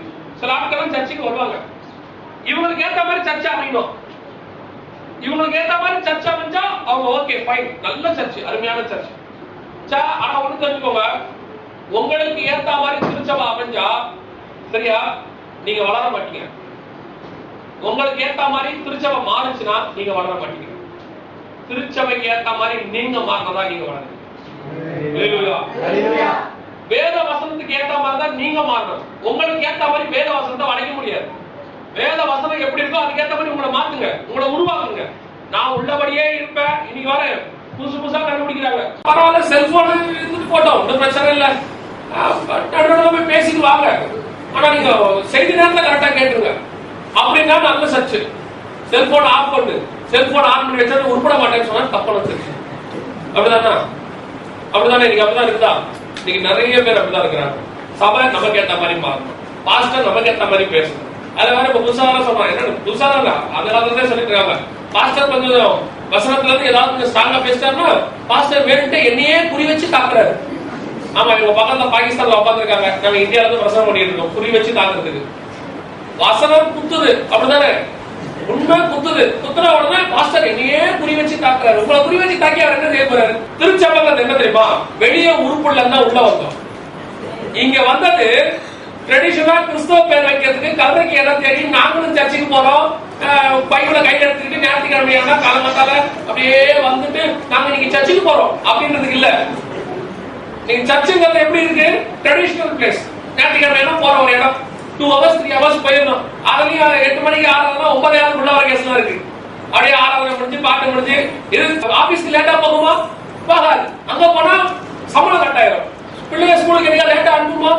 அனுப்பாது. 8 மணி ஸ்கூல்னா 7:15 கிளம்பி எருமாடு ஓடு நேரம் ஆகி போச்சு. வண்டி வந்துச்சு சூரியன் சாக்ஸ் அங்க ஓடி வரீங்க தானே. ஏன் சர்ச்சுனா உங்களுக்கு அவ்வளவு இலக்காரம்? சர்ச்சுனா உங்களுக்கு என்ன அவ்வளவு கேவலம்? சபை ஆரம்பிச்சு பாட்டு பாடி முடிச்சு காணிக்க போடும்போது 4 பேர் உள்ள வராது. அதுல சில ஆட்கள் கீழே நிற்பான். அவுட்ஸ்டாண்டிங் மெம்பர் பாத்துக்கீங்களா? கீழே நின்று இருப்பான் தூரத்துல. அப்படியே இந்த பாட்டு முடிஞ்சு பாஸ்டர் பிரசன்னம் ஆரம்பிக்கும் உள்ள ஒரு கேஸ் ஒண்ணு இருக்கு. அதுதான் உங்களுக்கு சர்ச்சுனா அவளை நிரூபிச்சானோ. சபையில லேட்டா வந்தா உள்ள வருவாங்க. பரலோகத்துல லேட்டா வந்தா உள்ள விட மாட்டாங்க. தெரியுமா உங்களுக்கு? வரியில 1 நிமிஷம் தான் லேட்டா வந்தா உள்ள விட மாட்டாங்க. நீங்க நிறைய பேர் சபை நமக்கு ஏத்த மாதிரி இருக்கணும். நம்ம இஷ்டத்துக்கு வர்றது, இஷ்டத்துக்கு போறது. வெளியே உருப்பிடாம உள்ள வந்தோம். உள்ள வந்து உருப்புறதுக்கு வழி இல்லைன்னா நீ இங்க இல்லாம எங்க போய் உருப்பிடுவோம்? இன்னைக்கு நிறைய பேர் அப்படிதான் இருக்காங்க. சபைக்கு ஏற்ற மாதிரி அவங்க மாறதே கிடையாது. சபை எனக்கு ஏற்ற மாதிரி மாறணும். சபை எனக்கு ஏற்ற மாதிரி பிரச்சனை பண்ணணும். பாஸ்டர் எனக்கு ஏற்ற உங்களுக்கு ஏற்ற மாதிரி மாறி மாறி மாறிதான் இன்னைக்கு சபை நாசமா போய் நிக்குது எல்லா இடத்துலயும். விசுவாசிகளுக்கு ஏற்ற மாதிரி ஆராதனை டைம், விசுவாசிகளுக்கு ஏற்ற மாதிரி ஆராதனை ஷார்ட் டைம். முந்தையெல்லாம் வந்து ஆராதனை 8 மணிக்கு ஆரம்பிச்சா 4 மணிக்கு தான் முடியும் சாயங்காலத்துல. நீங்க கேள்விப்பட்டு போய் பாருங்க. பெந்தகோஸ்தே ஆராதனைங்கிறது எங்கன்னு கேட்டீங்கன்னா காலை 8 மணிக்கு ஆரம்பிச்சா சாயங்காலம் 4 மணிக்கு முடியும். அங்கேயே சாப்பாடு போடுவாங்க. சாப்பிட்டு 4 மணிக்கு மேல போவாங்க. அப்படிதான் இருந்துச்சு. இப்ப அப்படியே சுருக்கி சுருக்கி ஷார்ட் பண்ணி ஞாயிற்றுக்கிழமை ஒரு நாள் தான் இருக்கு. அன்னைக்கு தான் துணி துவைக்கணும், அன்னைக்கு தான் பாத்திரம் விளக்கணும், அன்னைக்கு தான் கொஞ்சம் ஒரு நாள் ரெஸ்ட் எடுக்கணும். 6 நாளும் ஓடுறோம். அன்னைக்கு ஒரு நாள் தான் ரெஸ்ட் இருக்கு. இப்படியே சொல்லி சொல்லி சொல்லி சொல்லி ஆராதனை 2 மணி நேரம் ஆகி 1.5 மணி நேரம் ஆகி சென்னையில ஆராதனை 1.5 மணி நேரம் தான். இப்ப சபையில ஆராதனை 1.5 மணி நேரம். அதுலயும் 1 மணி நேரம் குதிப்பான் உட்காந்துருக்கு. தங்கு குதிப்பான் இங்கேயும் அங்கேயும். கேட்டா ஆராதனைன்றாங்க. அப்படி ஆட்டி முடிச்சு கரெக்டா 1/2 மணி நேரத்துல 10 நிமிஷம் அனௌன்ஸ் பண்ணிட்டு 20 நிமிஷம் செய்திக்கு 20 நிமிஷம் செய்தியை கொடுக்கும் போதே பாஸ்டர் கையில கொடுக்க சொல்றாரு. நமக்கு ஒரு ஒழுங்கு இருக்கு, கரெக்டா முடிச்சிருங்க. என்ன ஒழுங்கு? 20 நிமிஷம் செய்தி கொடுக்கிறது ஒழுங்கு. 1 மணி நேரம் பாட்டு பாடி ஆடுறது ஒழுங்கு. ஆடுறது சரி. அப்படிதானா? இன்னைக்கு நிறைய பேர் சபை என்ன ஆயிடுச்சு? விசுவாசிக்கு ஏற்ற மாதிரி மாறி மாறி மாறி சபை இன்னைக்கு ஒழுங்கே போய்விட்டு. நீங்கள் அப்படிப்பட்ட திருச்சபையா இல்ல. நல்லா கவனிச்சுக்கோங்க. நம்ம திருச்சபையில ஆண்டவர் இங்கிருந்து என்ன உபதேசம் கொடுத்தாரோ அதற்கு நீங்கள் செவிசாய், அதற்கு கீழ்ப்படிங்கள். அப்படி இருந்தால்தான் நீங்க கிறிஸ்துவுக்குள் வாழணும். ஒருவேளை மரணம் உண்டுமானால் அப்பதான் நீங்க கிறிஸ்துவுக்குள் மரிக்க முடியும். அப்படி நீங்கள் மரித்தால்தான் கிறிஸ்துவுக்குள் உயிர்த்தெழும். இல்லாவிட்டால் எதுவுமே சாத்தியப்படாது. நீங்க வருகையில போகவே முடியாது. ஒருவேளை மரணம் உங்களுக்கு நேரில் சொல்றேன். மரணத்தில உயிர்த்தெழ வேண்டும் என்றால் முதலாவது சத்தம் கர்த்தருடைய சத்தம், மரித்தோரை உயிர்ப்பிக்கிற சத்தம். இரண்டாவது அங்க என்ன இன்னொரு சவுண்ட் இருக்கு பாருங்க, வாசிங்க. கர்த்தர் தாமே ஆரவாரத்தோடு மறுத்து. ஏன் இந்த பிரதான தூதருடைய சவுண்ட்? பிரதான தூதருடைய சவுண்ட் வரதுக்கு காரணம் என்ன?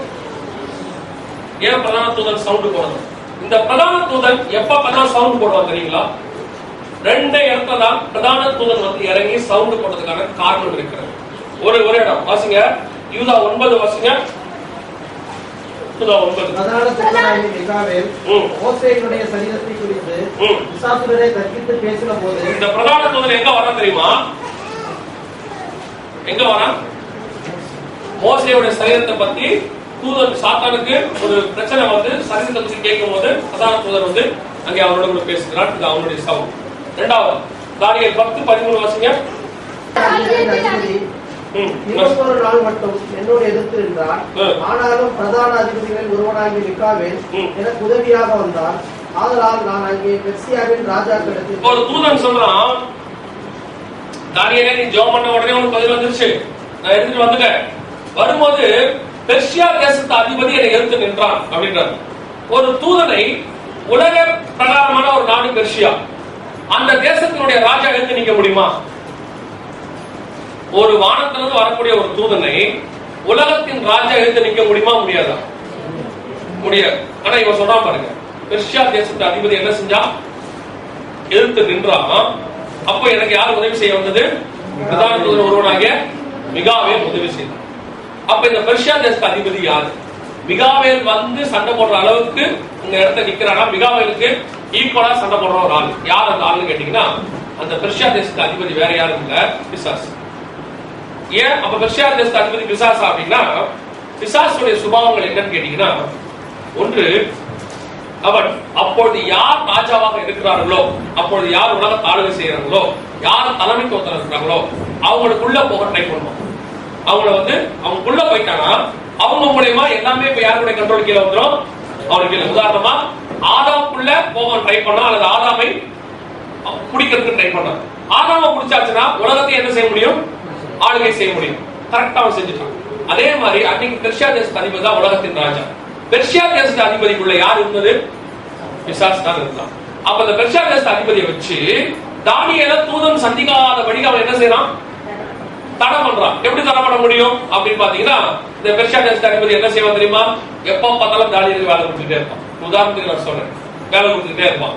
நீங்க வா, அங்க வா, இந்த வேலை இருக்கு, அங்க வேலை. இந்த தூதனோட உட்கார்ந்து பேசுற அளவுக்கு தானியேலுக்கு என்ன கொடுக்க மாட்டான்? டைமே கொடுக்க மாட்டான். போய் உட்கார்ந்து ஜெபம் பண்ணி பிரதான தூதன்கிட்ட பேசுற அளவுக்கு தானியேல் டைம் கொடுக்க மாட்டான். இது வந்து வேலை மட்டும் சொல்ல முடியாது, அதுக்கு ஏற்ற மாதிரி ஃபங்க்ஷன்ஸ், அதுக்கு ஏற்ற மாதிரி என்ன செய்வாங்க? விழாக்கள். தானியேல் நீங்க 3வது ஆள், மிக முக்கியமான ஆள், நீங்க தான் எங்க ஃபங்க்ஷனுக்கு வந்து தலைமை செய்யணும். இன்னைக்கு நிறைய ஊழியக்காரங்களை அப்பதான் முடிச்சிட்டாங்க தெரியுமா? நல்லா ஜெபிச்சு வந்த ஊழியக்காரங்களை எல்லாம் இன்னைக்கு பிசாசு எப்படி ஒழிச்சா தெரியுமா? ஃபர்ஸ்ட் நீங்க தான் பெரிய பாஸ்டர், நீங்க வந்து நீங்க தான் ஓபனிங் ஜெபம் பண்ணணும், நீங்க தான் இறுதி ஜெபம் பண்ணணும். அப்புறமே பாருங்க ஒரு பாஸ்டர்ஸ் மீட்டிங்க்கு நீங்க தான் தலைமை தாங்கணும். அப்புறமே பாருங்க நாங்க இங்க ஒரு முக்கியமான கான்ஃபரன்ஸ் மீட்டிங் வச்சிருக்கோம், அதுக்கு பிளானிங் மீட்டிங் வச்சிருக்கோம், நீங்க தான் வரணும். இப்படி பாஸ்டர்ஸ் ஸ்பிரிச்சுவலாவே பிஸியா வைக்கிறது பிசாசுடைய வேலை. அது நல்லா தெரிஞ்சுக்கோங்க. ஸ்பிரிச்சுவல் பர்சன்ஸ் பிஸியா வைக்கிறது பிசாசுடைய வேலை. புரியுதா? தேவன் கூட உட்கார விடாம பயங்கர பிஸி அப்படின்னா பிசாசு உள்ள புகுந்துட்டான்னு அர்த்தம். அவருக்குள்ள இல்ல, அவங்களுடைய சர்க்கம்ஸ்டன்ஸ்க்குள்ள பிசாசு புகுந்துட்டான்னு அர்த்தம். கேட்டு பாருங்க, ஓ ஐ அம் வெரி பிஸி. கர்த்தருடைய அல்லாஹ் சொல்றோம், கர்த்தருடைய கிருபையில ரொம்ப பிஸியா இருக்காரு. கர்த்தருடைய கிருபையில கர்த்தர் பேச விடாம பண்றாரு அவர்கிட்ட, அப்படிதானே? கர்த்தருடைய கிருபையில இப்படி சொல்லி பாருங்களேன், கர்த்தருடைய கிருபையினால நானே என் மனைவி சந்திக்கவே எங்களுக்கு நேரம் இல்லை, நாங்க 2 பேரும் பேசுறதே இல்லை, அவ ஒரு பக்கம் வேலை பார்ப்பா, நான் ஒரு வேலை பக்கம். இது ஒரு குடும்பமா? இது கர்த்தருடைய கிருபையா? இது கர்த்தருடைய கிருபை இல்ல, பிசாசுடைய சூட்சம்.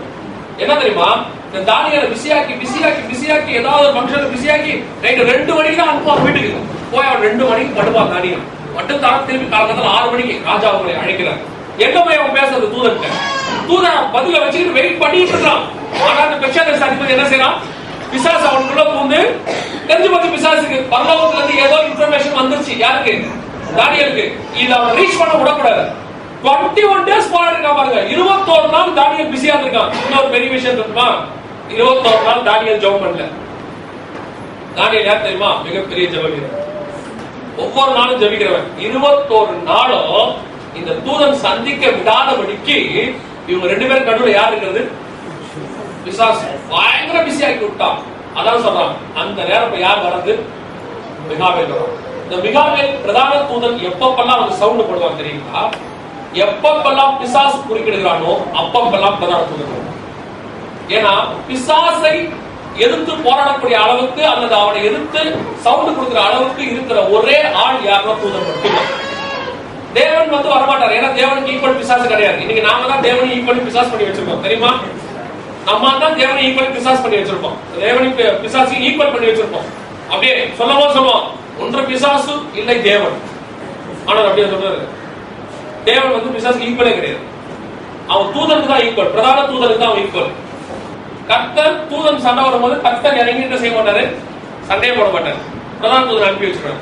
எப்பப்பெல்லாம் பிசாசு என்ட்ரஃபராகிறானோ அப்பப்பெல்லாம் யார் வருவா? பிரதான தூதன் வருவா. சரி, நியாயம், இது நடக்குது. ஏன் வருகையில பிரதான தூதன் வரான்? பிரதான தூதன் எப்ப வருவான்னு நம்ம பார்த்தோம், எப்பப்பெல்லாம் வருவாங்க. ஆனா வருகையில ஏன் பிரதான தூதன் வரான்? அங்கங்கே பிசாசு என்ட்ரஃபர் பண்றான்.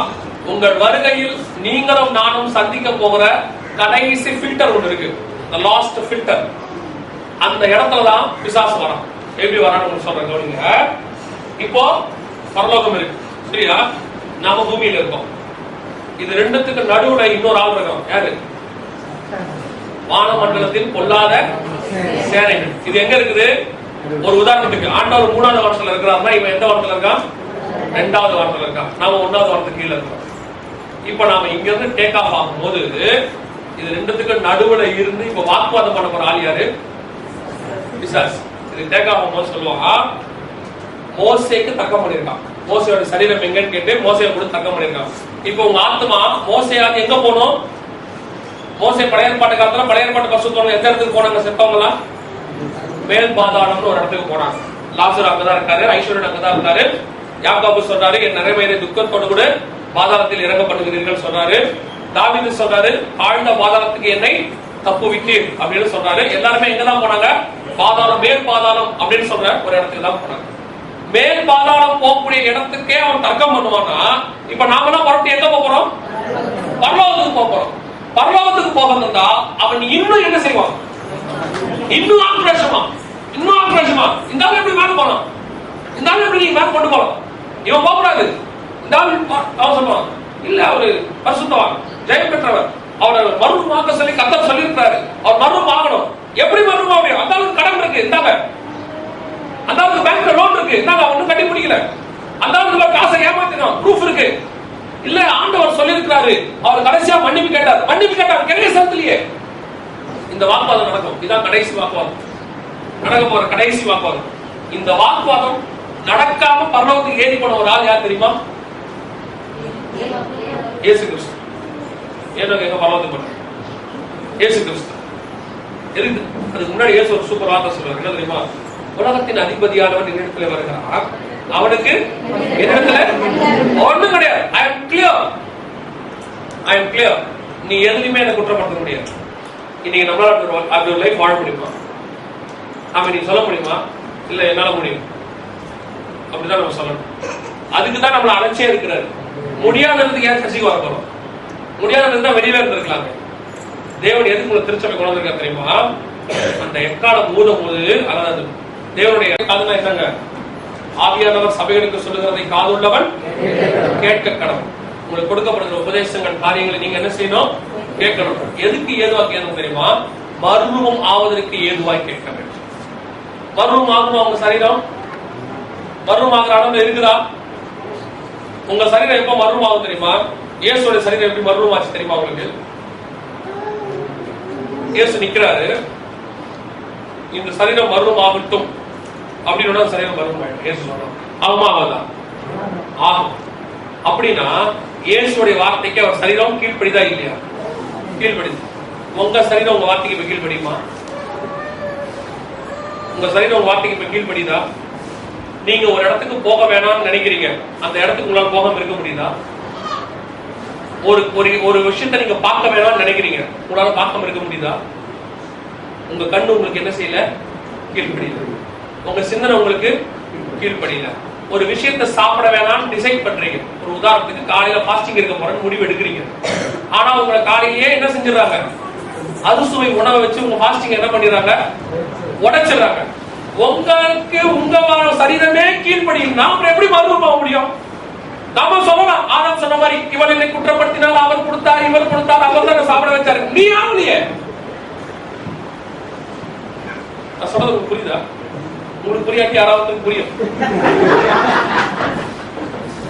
இல்ல சொல்றேன். பொதுவா நம்முடைய சரீரமே நமக்கு கீழ்ப்படியலன்னா எப்படி மறுபடியும் ஆக முடியும்? நாம ஒரு தீர்மானம் எடுக்கிறோம் அப்படின்னா அதுக்கு நம்முடைய சரீரம் முழு அளவும் கீழ்பட்டிருக்க வேண்டும். இன்னைக்கு நான் ஜெபிக்கிறேன், இல்ல 3 நாள் ஃபாஸ்டிங், ஒரு வாரம் ஃபாஸ்டிங் நான் போறேன் அப்படின்னா 3 நாள் உங்க சரீரத்துக்கு என்ன செய்யணும்? ஒத்துழைக்கணும். ஐயோ என்னால சாப்பிடாம இருக்க முடியாது, அதுக்கு சாப்பிட கூடாது, நான் எப்படி சாப்பிடுவேனா? உங்கள் சொந்த சரீரத்தையே நீங்கள் கீழ்படுத்த முடியவில்லையே, எப்படி நம்மால் பரலோகத்தின் சரீரத்துக்குள்ள போய் ஃபிட் ஆக முடியும்? அவர் ஓன் பாடி 10 வருஷம் 20 வருஷம் 30 வருஷம் நாம தான் தூக்கி சுமக்கிறோம். நம்ம ஆத்மா தூக்கிட்டு அலையுது. இத நாம தூக்கி சுமக்கிற உடம்பே நம்ம வார்த்தைக்கு கீழ்ப்படியலையே, அப்புறம் கர்த்தர் வச்சிருக்கிற மகிமையின் சரீரத்துக்கு போய் எப்படி இந்த ஆத்மா ஃபிட் ஆகும்? இதுதான் உங்கள் சரீரத்தை கீழ்படுத்துதல். இத சொல்லுவாரு சங்கீதக்காரர் சொல்றாரு, பவுல் நினைக்கிறேன், சரியா தெரியல யாரு. நான் எதை செய்ய வேண்டாம் என்று நினைக்கிறேனோ பவுல் அதையே செய்கிறேன். பவுலுக்கு என்ன பிரச்சனை இருக்குது? நான் செய்யக்கூடாதுன்னு நினைக்கிறேன், ஆனா என்ன செய்யறேன்? செஞ்சிடறேன். உடனே நீங்க அட்வான்டேஜ் எடுத்துக்காதீங்க. பவுலாலேயே முடியல, எங்களால முடியுமா? அட்வான்டேஜ் எடுத்துக்காதீங்க. பவுலால முடியல, உங்களால முடியும். அதுதான் பவுல் எழுதி வச்சிருக்கிறார். அப்புறம் நீங்க கைவிடப்பட்ட பிறகு பவுலாலையும் முடியல, என்னாலையும் முடியல, பார்த்தா பவுல் கடைசியா ஜெயிச்சிட்டாரு. பாரமான யாவற்றையும் உதறி தள்ளி விட்டு விசுவாசத்தை தோக்குறோம் முடிக்கிறோமாகிய இனி வரும் பலன்மை நோக்கமாகி அவன் போயிட்டான். எனக்கு வைக்கப்பட்டிருக்கிறது நான் ஓடிட்டேன், ஓடி ஜெயிச்சிட்டான். இனி நாம என்ன செய்யணும்? நம்ம சொந்த சரீரத்தை ஜெயிக்க முடியுதா? ஒரு அரை மணி நேரம் சீரியலை ஜெயிக்க முடியுதா? உங்களால முடியுதா? குதிரை பூக்கள் ஆரம்பிச்சு அத்தி பூக்கள் வரைக்கும் ஓடுது. ஆமாவா இல்லையா? நீங்களா டிவி பாப்பீங்களா, பார்க்க மாட்டீங்களா? அத்தி பூக்கள் வந்து உறுதி பூக்கள் எல்லாம் பாக்குறது. 1ஆம் தேதி காலைல பாருங்க, ஒரே தீர்மானம் தான். ஜனவரி மாசம் 12 மணிக்கு நைட்டு, இந்த வருஷத்துல நான் டிவி பார்ப்பேன். இந்த வருஷம் தான் அதை செய்ய மாட்டேன், இதை செய்ய மாட்டேன். 2ஆம் தேதி காலையில பார்க்கறது டிவி தான். உங்கள் சொந்த மாம்சத்தை உங்களால் ஜெயிக்க முடியவில்லை என்றால் எப்படி எக்காலம் கேட்கும்? அப்புறம் எப்படி மறுரூபம் ஆகும்? வருகையில போகணும்னு சொல்றதுனால வருகையில போக முடியாது. நான் வருகையில போயிருவேன். பேதுருதா சொன்னாரு, நான் உமக்காக சாவேன்னு சொன்னதால அவர் என்ன மறுதலிக்கு தான் செஞ்சாரு. அதுக்கப்புறம் அவர் சொல்லவே இல்லை உமக்காக சாவேன்னு, ஆனா செத்தாரு. அதுக்கப்புறம் அவர் செஞ்சாரு. நீங்க சொல்றதை விட நான் வருகையில போவேன்னு சொல்றதை விட அந்த அறிக்கை நல்லதுதான். அதை விட அந்த வரியில போறதுக்கு உங்க சரீரத்தை என்ன செய்யுங்க? கீழ்படுத்துங்க. உங்க சரீரத்தையே உங்களால கீழ்படுத்த முடியலையே, உங்க சொந்த சரீரத்தை கீழ்படுத்த முடியலையே, எப்படி அது மறுரூபம் ஆகும்? இயேசு போய் மறுரூபம் நிக்கிறாரு, நின்னுட்டு மறுரூபம் ஆகட்டும் அப்படின்னு ஆகுது, நார்மல் ஆகட்டும் அப்படின்னு ஆகுது. தேவாலயத்துல எல்லாரும் மத்தியில நிக்கிறாரு, அடிக்க வகை தர்றான், மறைந்து போகட்டும் அப்படின்றாரு, மறைஞ்சு அவர் கடந்து போயிட்டாரு. சொந்த சரீரம் சொன்ன உடனே கீழ்படிது ஒரே செகண்ட்ல. 1 மணி நேரம் போராடி ஜெபிச்சாலும் கண்ணை ஜெயிக்க முடியல, 1 மணி நேரம் போராடி ஜெபிச்சாலும் காலை ஜெயிக்க முடியல. அவ்வளவுதான் காலை கட்டுப்படுத்தி வச்சிருந்தாலும் ஒரு சினிமா பாட்டை கேட்ட உடனே அப்படியே திரும்பி ஓடி இருக்கு பின்னாடி. அப்புறம் ஒரு 1/2 மணி நேரம் கழிச்சு தான் தெரியுது, ஓ நம்ம இவ்வளவு தூரம் வந்துட்டோம் பின்னாடி. திருப்பி அங்கிருந்து ஓடி வந்து பாவைகள் மேல் திரும்பி ஆகிடும், பாவைகள் மேல் திரும்பி விட்டாதீங்கப்பான்னு சொல்றோம். அதாவது நான் என்ன சொல்றேன், இதெல்லாம் சொல்றதுனால அவன் பலவீனப்பட்டவன் நரகத்துக்கு அப்படியே அர்த்தம்.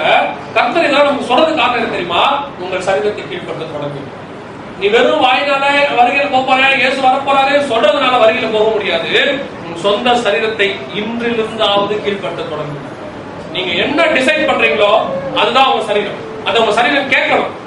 இங்க போக கூடாதுன்னா போக கூடாது, இதை பார்க்க கூடாது. நீங்க ஆண்டு ஆவியானவர் சொன்னார் அதை பார்க்க கூடாது, நீங்க பார்க்க கூடாது.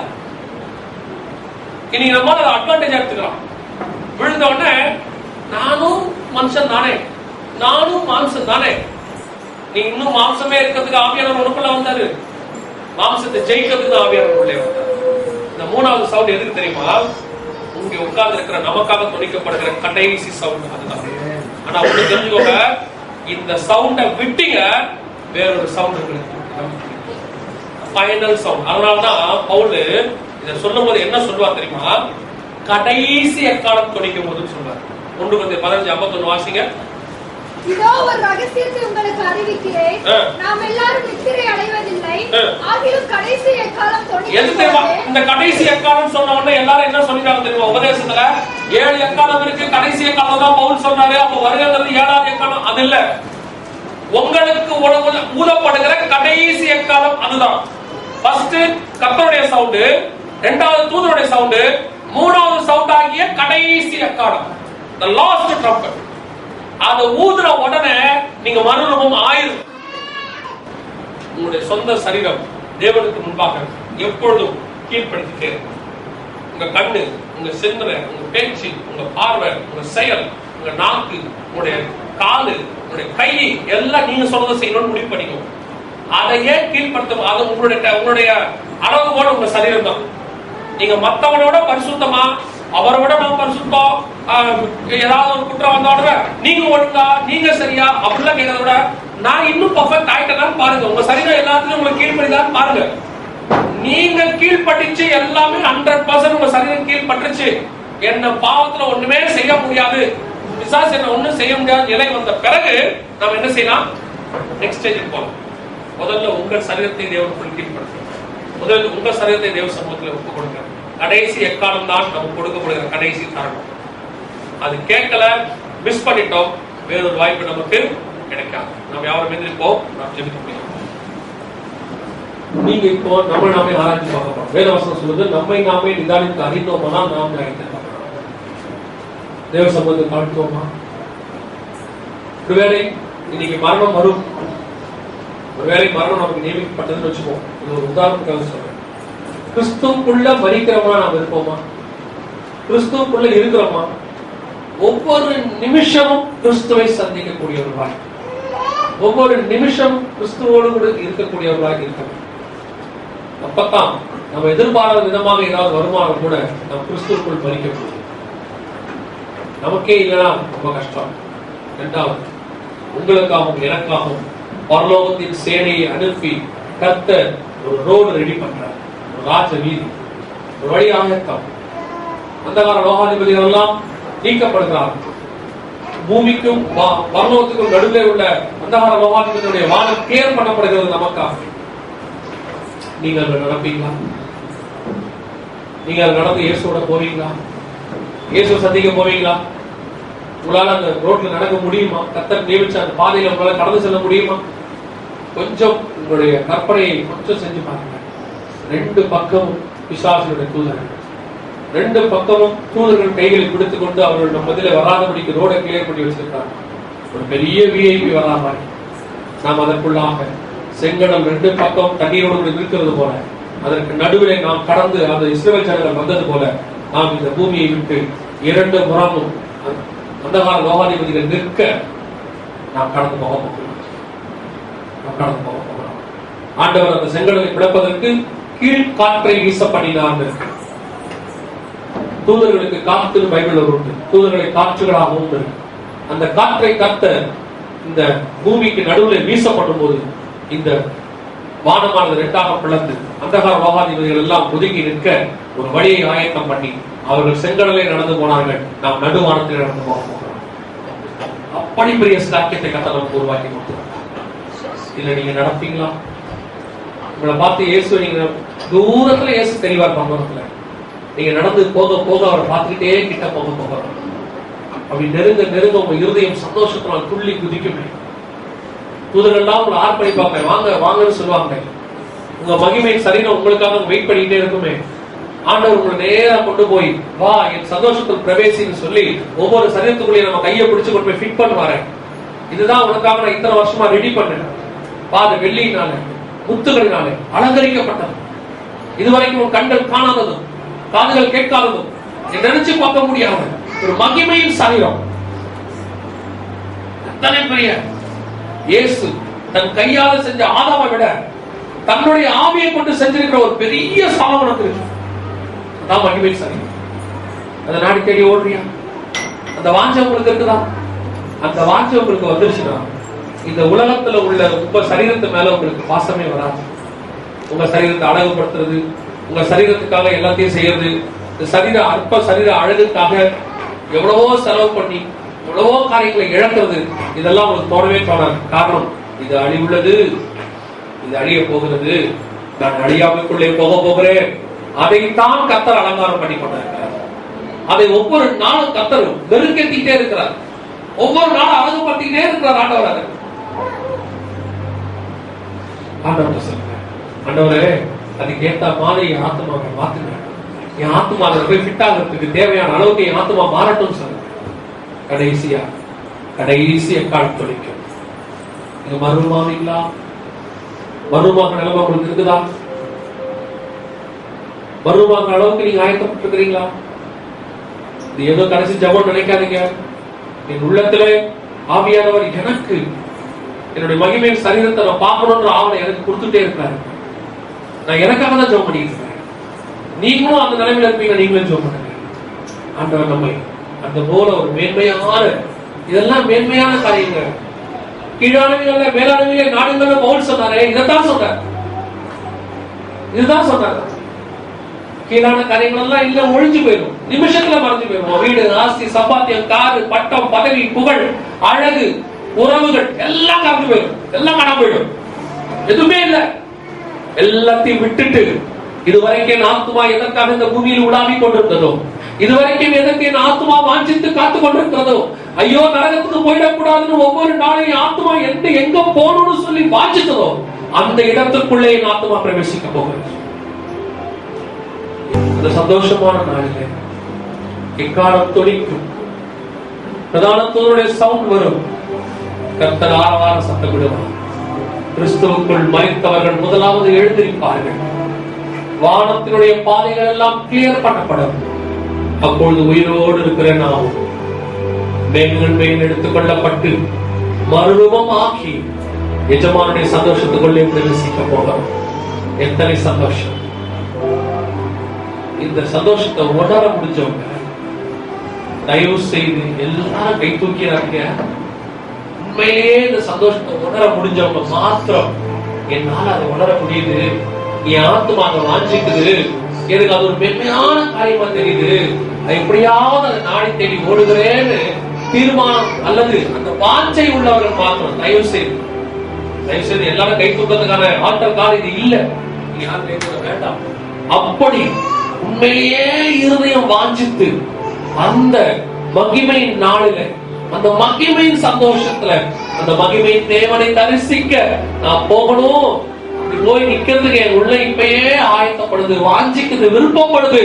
அப்படியே ஆத்மா மான்களை போல தாகமா இருக்குது. சரத்தை வானத்துக்கு நேராக அந்த மகிமையின் நாள் காட்டவர், அந்த எக்காலம் துணிக்கிற நாளத்தை அப்படியே கிறிஸ்துக்கள் மருத்துவங்க எழுதிக்கிறாங்க.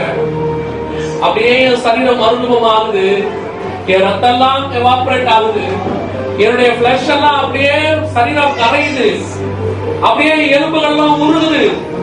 என் ஆத்மா ஏதோ வானத்துல பாய்ந்து செல்கிற ராக்கெட்டை போல எதையோ தேடி ஏதோ ஒரு இலக்கை நோக்கி வேகமாய் போகிறது.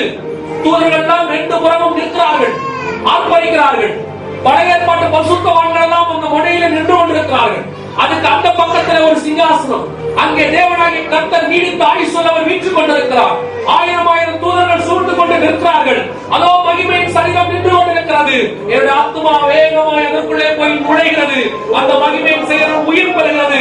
எஜமானுடைய சந்தோஷத்துக்குள்ளே நான் நுழைகிறேன். கர்த்தர் சொல்கிறார், வா என் சந்தோஷத்துக்குள் பிரவேசி. இதற்காக தான் இதை பத்திரமா இத்தனை ஆண்டுகள் நான் பாதுகாத்துக் கொண்டே இருந்தேன். ஒவ்வொரு நாளும் அதை உருவாக்குறேன், ஒவ்வொரு நாளும் அதை அழகு பண்றேன், ஒவ்வொரு நாளும் பார்க்கும் போதெல்லாம் அந்த பூமியை நினைச்சேன், ஐயோ நீ எப்போ வந்து செல்வியோ, எப்ப இந்த இடத்துக்கு வருவியோ, எப்ப எக்காலம் தான் சொல்வாரு, எப்ப எக்காலம் தொழிக்கும். இதற்காக நான் காத்திரோடு இந்த மரவாளன் உனக்காக காத்து கொண்டிருந்தேன். எத்தனை சந்தோஷம், எத்தனை சந்தோஷம்! உலகம் எனக்கு மாத்திரம் அல்ல, உலகத்தில் உள்ளவர்கள் மாத்திரம் அல்ல, உலகம் என் பின்னே, அது என் பின்னால் போகுது.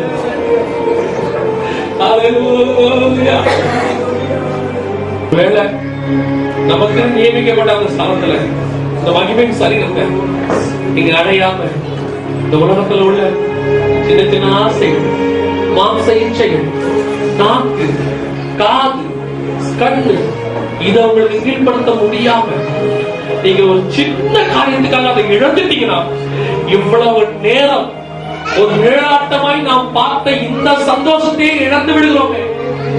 நித்தியமாய் என்னுடைய ஒரிஜினல் சந்தோஷத்தை பார்க்க போறோமே, அதை நீங்க இந்த உலகத்துல உள்ள ஒரு சின்ன இச்சைக்கா, கண்ணின் இச்சைக்கா, ஒரு அரை மணி நேர சீரியலுக்கா, ஒருவேளை சாப்பாட்டுக்கா அதை நீ இழந்துட்டீனா, அதுக்கப்புறம் நீ எத்தனை கோடி கொட்டி கொடுத்தாலும் அந்த ஸ்தலத்துக்குள்ள பிரவேசிக்க முடியாது. நீங்க ஆண்டவர்கிட்ட சொல்லுவா, அப்பா நம்ம ஒருவேளை இது வரைக்கும் ஆயத்தப்படாம இருந்திருப்போம், ஒரு வேலை இல்ல, உண்மையிலே நம்ம ஆயத்தப்படல. இன்னையில இருந்து அந்த தீர்மானம் எடுக்கிறோம், ஐயா எங்க சொந்த சரீரத்தை நாங்க கீழ்படுத்துறோம். அந்த சரீரத்தை அடையும் படிக்கு இந்த சரீரத்தை நான் ஒழிக்கவே விரும்புகிறேன். அந்த சரீரத்தை அடையும் படிக்கு இந்த சரீரத்தை நான் ஒழிக்க விரும்புகிறேன். இது அழிந்து போக விரும்புகிறேன். உருகி போக விரும்புகிறேன். சிந்தனை நாசமாக விரும்புகிறேன். சிந்தனை நான் தரித்துக் கொள்ள விரும்புகிறேன். இனி நாங்கள் இயேசுவை கூட மாம்சத்தின்படி அறியோம். சாவு எனக்கு ஆதாயம், இயேசு எனக்கு ஜீவன். ஆமென், ஆமென். நாம் ஜெபிக்க போகிறோம். இப்போ தேவ சமூகத்துல ஜெபத்துல உண்மையிலே மாற்றம் வந்திருக்கு. எனக்கு அந்த ஆசை வந்திருக்கு, எனக்கு அந்த வாஞ்சை வந்திருக்கு அப்படின்னு சொல்லி என்னோடு கூட சேர்ந்து ஒரு சக பரலோக வாசியை ஜெபிக்க விரும்புகிறேன். நீங்கள் என்னோடு கூட நாளைக்கு அந்த சிங்காசனத்தில் இருக்க போகிறதான ஒரு சக விசுவாசி, ஒரு சக சரீரத்துக்குரியவன், ஒரு சக பரலோக வாசி. உனக்கும் எனக்கும் ஒரே ஸ்தலம், உனக்கும் எனக்கும் ஒரே தேவன், உனக்கும் எனக்கும் வித்தியாசமான மகிமையின் சரீரங்களை வைத்துக் கொண்டு காத்துக் கொண்டிருக்கிற ஸ்தலம். நாம் ஜெபிக்க போகிறோம், நாம் ஜெபிக்க போகிறோம். சர்வவல்லமையுள்ள ஆண்டவரே, என் சக விசுவாசி, என் சக பரலோக வாசி, இவர்களோடு கூட சேர்ந்து ஒரு விஷயங்களை உண்மை நோக்கி ஜெபிக்கிறோம். ஐயா, நீங்க வரும்போது எங்க சபையில யார் யாரெல்லாம் எடுத்துக்கணும் நீங்க வச்சிருக்கிறீங்களோ அத்தனை பேரும் எடுத்துட்டு அப்படியே போயிருக்கலாம். யாருமே எங்க வேணாம்ப்பா, யாருமே இருக்கக்கூடாதுப்பா. நம்ம போறதுக்கு எவ்வளவு தடையா இருக்கிறோம். இந்த நிமிஷத்துல எல்லாம்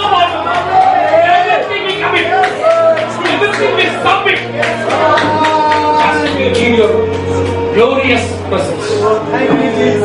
அந்த பிள்ளைகளை ஒப்பு கொடுக்கிறோம். சாமி பொறுப்படுத்திக் கொள்ளுங்கப்பா.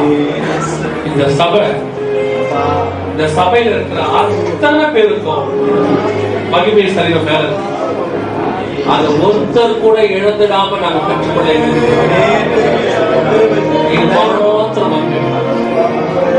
இயேசுவின் நாமத்தில் ஜெபிக்கிறோம்.